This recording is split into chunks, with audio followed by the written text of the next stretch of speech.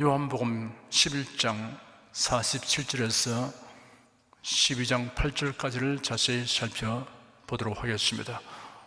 오늘 또 성령께서 우리 각 사람에게 살았고 운동력 있는 말씀의 권능을 풍성하게 체험하게 하여 주시고 예수님을 아는 지식이 더하게 하실 것을 확신합니다. 11장 47절에서 57절까지 함께 읽겠습니다. 이에 대상들과 바리새인들이 공회를 모으고 가로되 이 사람이 많은 표적을 행하니 우리가 어떻게 하겠느냐? 만일 저를 이대로 두면 모든 사람이 저를 믿을 것이요 그리고 로마인들이 와서 우리 땅과 민족을 빼앗아 가리라 하니 그 중에 한 사람 그의 대제사장이 있는 가야바가 저에게 말하되 너희가 아무것도 알지 못하는도다.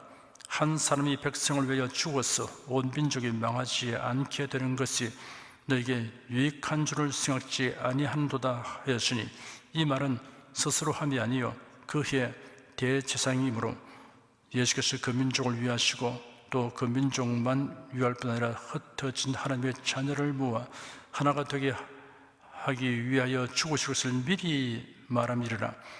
이날부터는 저희가 예수를 죽이려고 모의하니라.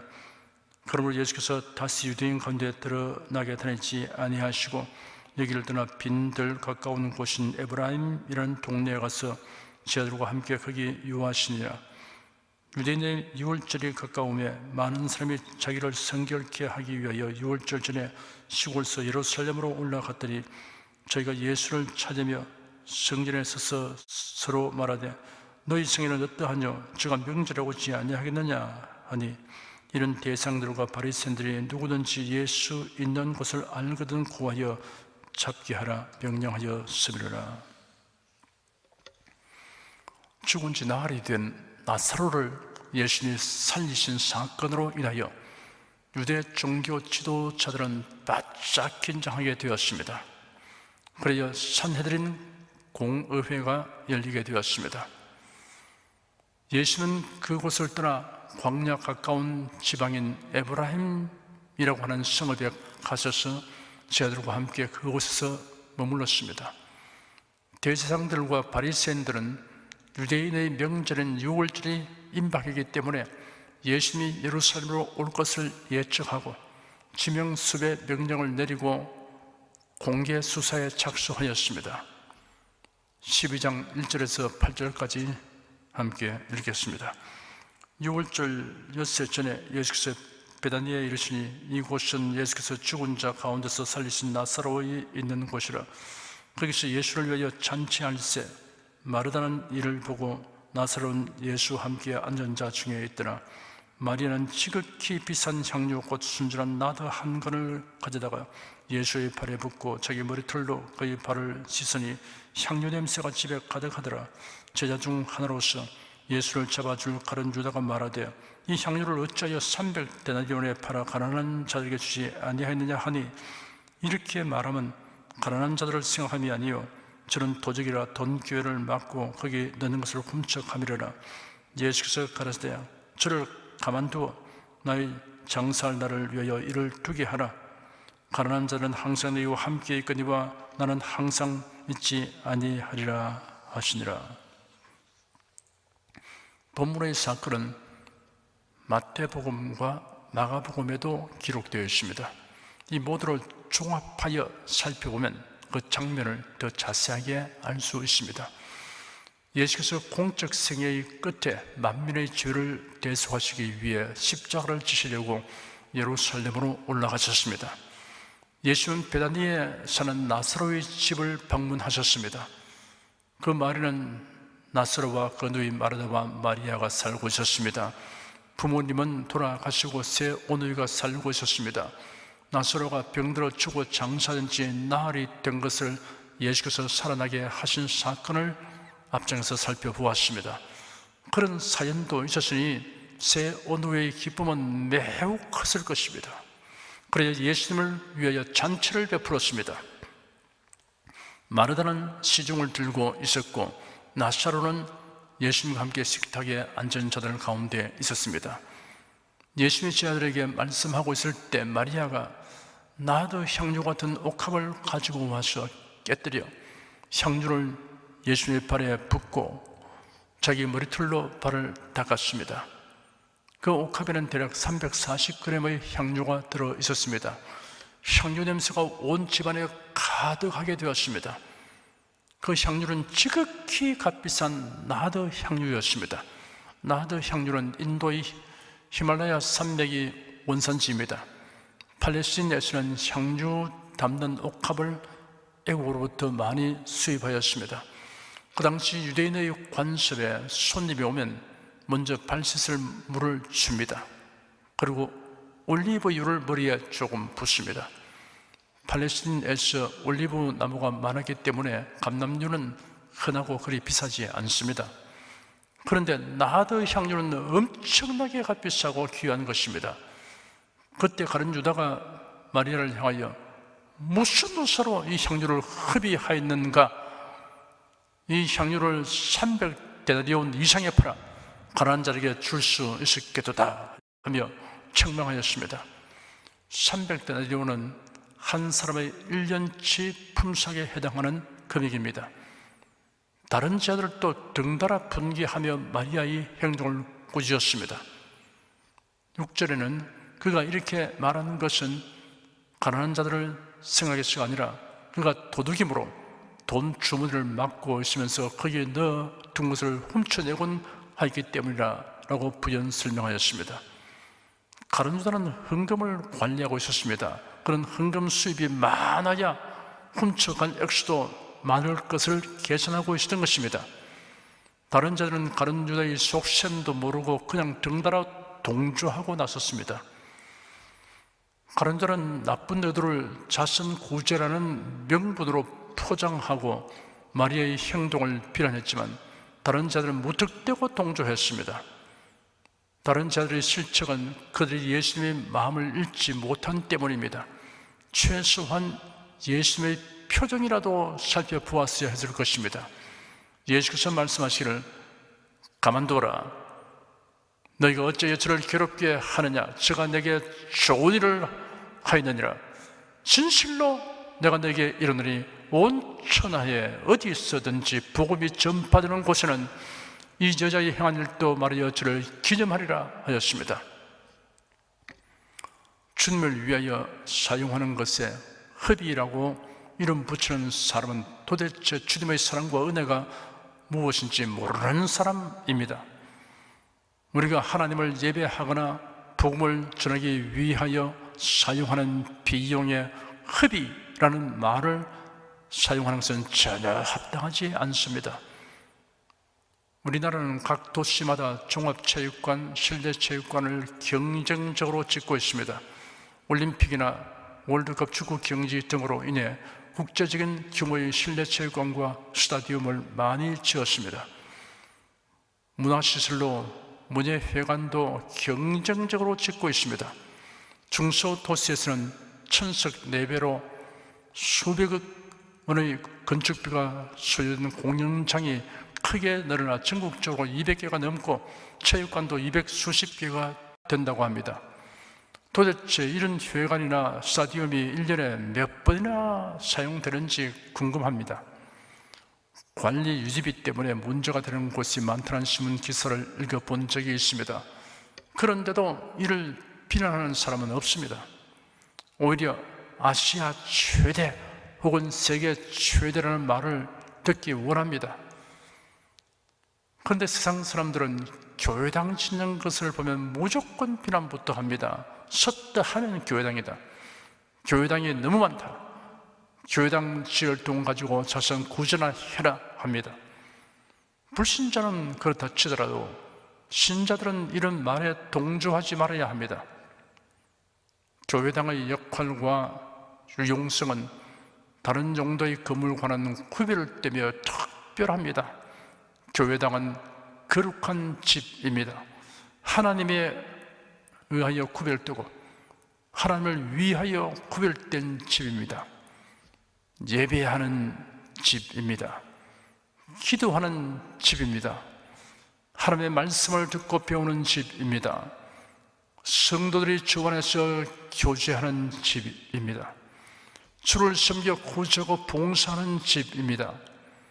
불신자들이 신앙을 갖도록 하는 데 사용되는 집입니다. 복음 전도의 훈련 센터이고 전략본부이며 교두보입니다. 복음을 듣고 회개하여 새 생명에 태어나는 산실로서의 역할만 생각해도 참으로 유효한 건물입니다. 그러므로 단 1년을 사용한다고 해도 교회당 건축은 낭비가 아닙니다. 그 교회당으로 인하여 단 한 사람이 구원을 얻는다고 해도 그 교회당이 건축된 것은 낭비가 아닙니다. 한 영혼이 천하보다 귀하기 때문입니다. 하나님은 사람을 구원하기 위하여 독생자를 주셨습니다. 예수는 자기 몸을 십자가에 내어 주셨습니다. 그러니 하나님을 예배하고 그 귀한 복음을 전하는 데 사용할 교회당 건축에 사용되는 물질은 허비일 수 없습니다. 교회당 건축은 참으로 좋은 일이며 기념할 일입니다. 신자는 가치 기준이나 가치관이 불신자와 같을 수 없습니다.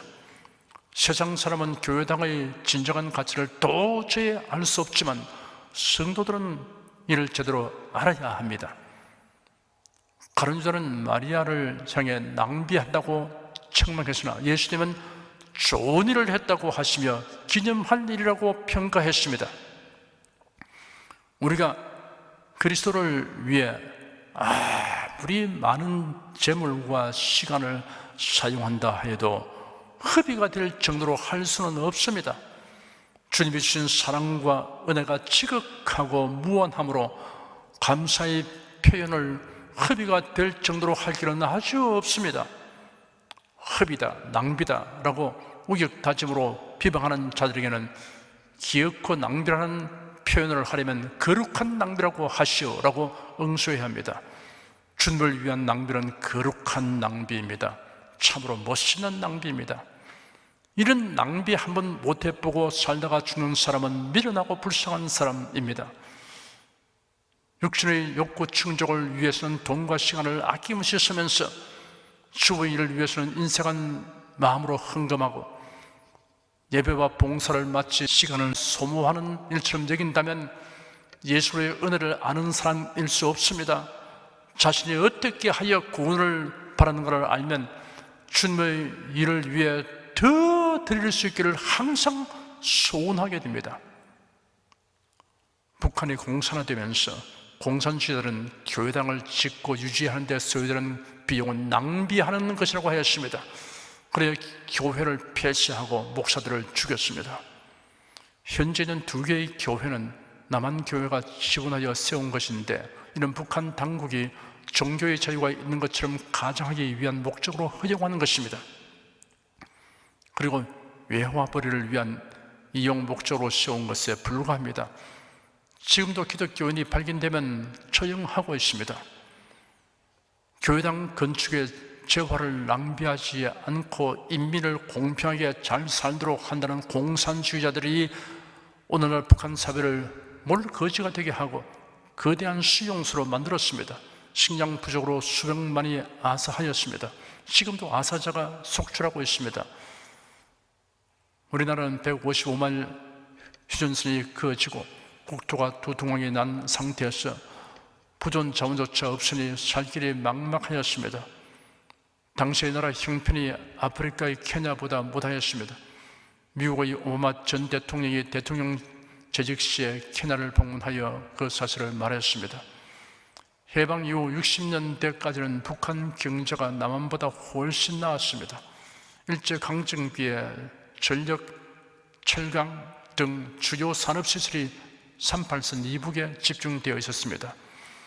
그런데 자유민주체제인 남한에는 6.25의 전하가 휩쓸고 간 폐허 위에 교회당을 세워나갔습니다. 지금은 어느 마을이든 교회당 없는 곳이 없습니다. 이렇게 교회당 세우는데 많은 돈이 소요되었으니 거지 나라가 되고 말았습니까? 그 대답은 천만에입니다.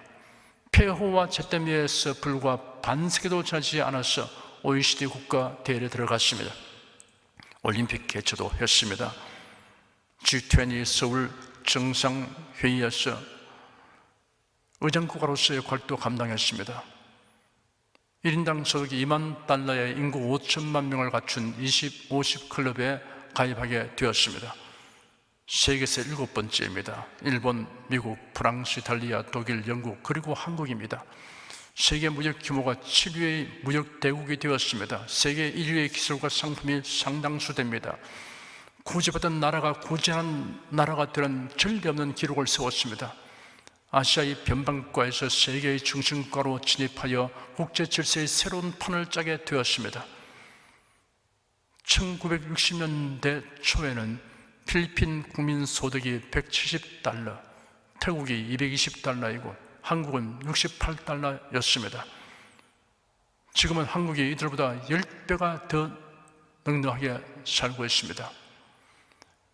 하나님을 예배하고 예수 그리스도의 복음을 전하기 위해 교회당을 세우는 우리나라를 하나님께서 흥망하게 하셨습니다. 하나님의 문을 열면 닫을 자가 없고 하나님의 문을 닫으면 열 자가 없습니다.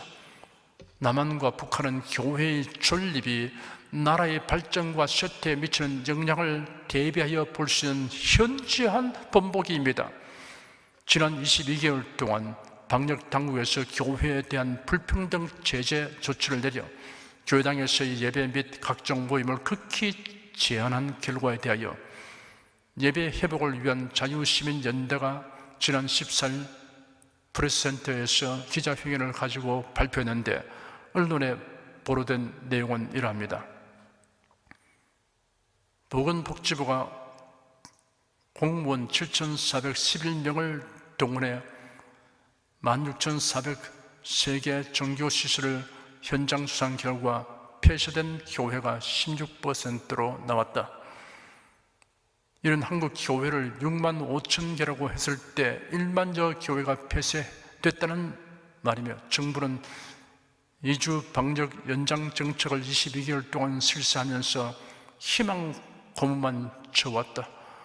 그런데 실제 모든 종교시설에서 감염된 것은 4%에 불과했다.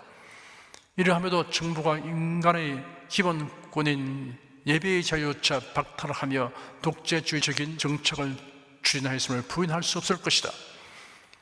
정부의 예배 간섭과 통제는 헌법 20조 종교의 자유 및 정교 분리 원칙 위반이다. 정부는 교회 시설에 대해 일반 다중시설과 형평성을 고려해 동일한 기준을 적용해야 한다. 헌법 10조 평등의 원칙을 적용하라. 방역 수칙 위반에 대해 개별 교회에서 책임을 지게 하는 헌법의 개별 책임 원칙을 적용해야 한다라고 주장했습니다. 우리는 심히 우리들은 현실을 직시해야 합니다. 우리 국민, 특히 그리스도인들이 통찰력을 가지고 국민 주권을 행사해야 합니다. 바른 선택과 판단을 해야 합니다. 이를 위해 온 교회가 힘써 기도해야 합니다. 다시 본문으로 돌아가 봅시다. 마리아는 오라버니 나사로를 살려주신 예수님에게 어떻게 하면 감사를 표현할까를 생각한 끝에 자신에게 가장 감당하는 자인 나드 향유가 된 옥합을 깨뜨려 예수의 발에 붓고 머리털로 발을 닦기로 결단했던 것입니다. 그뿐 아니라 예수께서 하시는 말씀을 듣다가 도저히 그냥 있을 수 없었던 것입니다. 예수님은 제자들에게 앞으로 닥쳐올 일에 대하여 여러 차례 예고하셨습니다. 아마도 이 자리에서도 그랬을 것 같습니다. 보라, 우리가 예루살렘으로 올라가면 인자가 대상들과 서기관들에게 넘겨질 것이고 그들이 사형선고를 내릴 것이며 이방인들에게 넘겨주어 조롱하고 채찍질하고 십자가에 못 박도록 할 것이다. 그러나 그가 제3일에 살아날 것이다. 마리아는 예수님의 말씀을 믿었습니다. 선지자의 예언대로 예수께서 우리 죄를 대속하시기 위해 죽었어야만 한다는 사실을 생각할 때 복잡한 심정이 되었습니다. 우리를 구원하시기 위해 죽었어야만 하는 예수님에 대하여 자신이 지금 무엇을 어떻게 해야 할 것인가를 생각하다가 옥합을 가져와서 나드 향유를 예수님의 발에 붓고 자기 머리털로 닦았던 것입니다. 우리가 주님을 향한 믿음과 사랑과 감사를 표현하기 위하여 드릴 수 있다는 것은 참으로 기쁘고 영광스러운 특권입니다. 우리가 이 세상 사는 동안 마리아를 본받아서 주님께 드리는 특권을 적극적으로 행사해야 할 것입니다. 우리가 하나님을 예배하고 복음을 전하기 위해 하나님께 드리는 것은 하나님을 기쁘시게 하는 것입니다. 빌립보서 18절에 이런 받으실 만한 향기로운 제물이요 하나님을 기쁘시게 하는 것이라 하였습니다. 하나님께서는 우리가 드린 것을 더 많은 것을 거둘 수 있게 하는 씨앗으로 삼아주십니다. 갈라디아서 6장 7절에 스스로 속이지 말라. 하나님은 만으로의 이김을 받지 아니하시니 사람이 무엇으로 심든지 그대로 거두리라 하였고, 고린도후서 9장 6절에 이것이 곧 적게 심는 자는 적게 거두고 많이 심는 자는 많이 거둔다 하는 말이로다 하였습니다. 예수께서 친히 말씀하시기를 주라 그리하면 너에게 줄 것이니 곧 후이되어 누르고 흔들어 넘치도록 하여 너에게 안겨주리라 하였습니다. 우리는 하나님께 감사하는 마음과 기쁜 마음으로 드려야 합니다. 시편 50편 23절에 감사로 제사를 드린 자가 나를 영화롭게 하나니 하였습니다.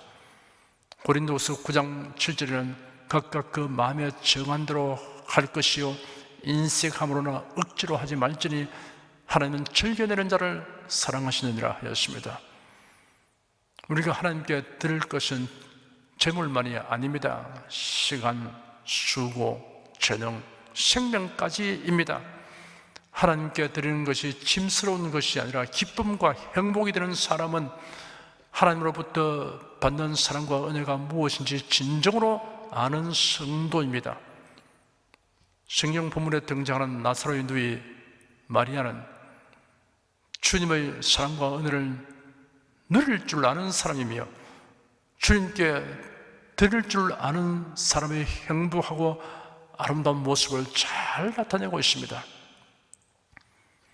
나사로와 마르다와 마리아는 예수님으로 인하여 구원의 은혜와 치료의 기적을 풍성히 체험하는 즐거움을 누렸습니다. 그리고 예수님께 온 정성과 사랑을 다해 아낌없이 드리는 것을 큰 기쁨으로 여겼습니다. 마리아가 옥합을 깨뜨려 예수님께 붓는 것을 본 가룟 유다와 미련한 지하들은 낭비라고 꾸짖었지만 예수님은 그 사람들을 향하여 가만두어라. 내가 어찌하여 저를 괴롭게 하느냐? 저가 내게 좋은 일을 하였느니라. 내가 진실로 너에게 이르노니 온 천하에 어디 있어든지 복음이 전파되는 곳에는 이 여자의 행한 일도 말하여 주를 기념하리라 하셨습니다. 이 말씀은 주 하나님의 사랑과 은혜를 누리고 또한 주 하나님께 힘껏 드리는 사람에게 주시는 복된 말씀인 것입니다. 이름이 역사의 페이지에 기록되고 기념비에 새겨진다고 해도 그것은 결국 지워지고 사라질 것입니다. 그러나 주님께서 기념되리라고 하신 이름과 그 행위는 한날에 기록될 것이며 영영이 지워지지 아니할 것입니다. 예수께서 제 아들에게 말씀하시기를 저를 가만두어 나의 장사할 날을 위하여 일을 두게 하라 하셨습니다. 유대인의 장례법대로 하면 시신을 성화포로 사고 향품을 바릅니다. 예수님은 마리아가 몸에 향유를 부은 것은 예수님의 대속의 죽음에 대한 예언적 행동이 되었음을 의미합니다. 예수께서 십자가에 못 박혀 죽으시고 그 시신은 아리마대 요셉이 제공한 무덤에 장사되었습니다. 그 장례를 유심히 지켜본 여인들은 시신의 향품을 바르지 아니한 것을 보았습니다. 여인들은 안식일이 지나자 새벽에 향품을 가지고 무덤으로 갔습니다. 그러나 무덤은 비어 있었습니다. 예수께서 부활하신 것입니다. 때가 늦었던 것입니다. 예수께서 이어서 말씀하시기를 가난한 자들은 항상 너희와 함께 있거니와 나는 항상 있지 아니하리라 하셨습니다. 그러나 나사로의 누이 동생 마리아는 예수님의 장례를 미리 준비한 것이 되었습니다. 기회란 항상 있는 것이 아닙니다. 언젠가 행정부의 요직에 있는 분이 저에게 조 목사님, 제가 이 직책에 있는 동안 교회들을 위해서 할 일이 있으면 말씀해 주십시오. 그 일이 국가와 국민을 위하는 것과 관련된다면 힘써 하겠습니다. 퇴직하고 나면 도움을 줄 수 없기 때문입니다 라고 말했습니다. 마음만 가지고는 할 수 없는 일들이 있습니다. 젊을 때, 사회적 지위가 있을 때, 재력이 있을 때, 건강할 때가 그래도 이 몸된 교회를 위하여 일할 기회입니다. 사회 일선에서 물러나고 달리 수입이 없고 늙고 병든 몸이 된 후에 주님을 위해 일할 수 있는 좋은 기회를 헛수고한 것을 후회하는 것은 부질없는 일입니다. 그리고 죽은 후에 후회하는 것은 아주 무익한 일입니다. 우리가 이 세상에 머물 동안 주님의 일에 힘써야 합니다. 여러분은 하나님을 예배하고 복음을 전파하는 일을 위하여 헌신하는 기회를 놓치지 않는 성도가 되시기를 축원합니다. 기도하겠습니다. 하나님이 우리를 위하여 행하신 일과 그 은총을 우리가 다 측량할 수 없고 그 사랑과 은혜에 대한 감사를 온전하게 나타낼 길도 없음을 압니다. 그럴지라도 어떤 방도로든 감사를 표현하는 것이 우리에게 주어진 기회와 특권을 향유하는 것임을 깨닫게 하여 주시니 감사합니다. 세상 사람들의 판단과 평가에 마음 쓸 것이 없고 오직 우리 주님께서 어떻게 생각하고 판단하실 것인가를 마음에 두고 헌신 봉사하며 살겠습니다. 젊을 때, 사회적 지위가 있을 때, 재력이 있을 때, 건강할 때, 그리고 이 땅에 머물 동안에 기회를 놓치지 않고 주님의 일에 힘쓰고 하나님을 예배하고 복음을 전파하는 위하여 헌신하며 살도록 성령께서 우리를 인도하여 주시옵소서. 예수 그리스도의 이름으로 기도드립니다. 아멘. 찬송가 353장 부르십시다.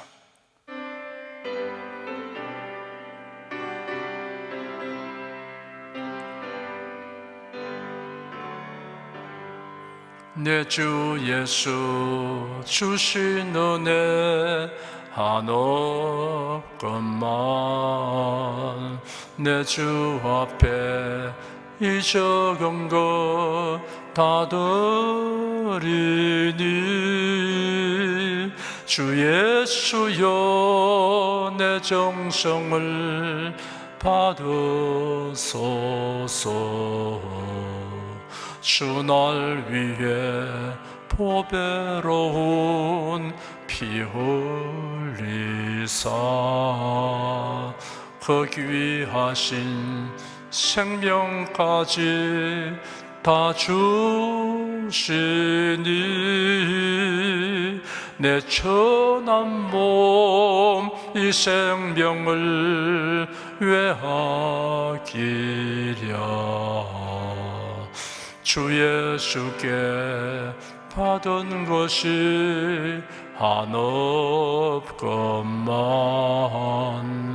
나 주 위에 드린 것은 참 적으니 주 예수여 너그럽게 보옵소서. 날 위하여 십자가에 피 흘리사 주 예수의 은혜로서 인치시고 내 모든 것 주의 소유 삼으소서.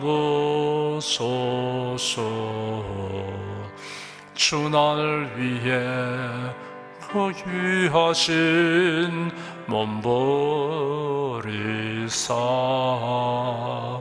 이 내 몸을 피값으로 사셨으니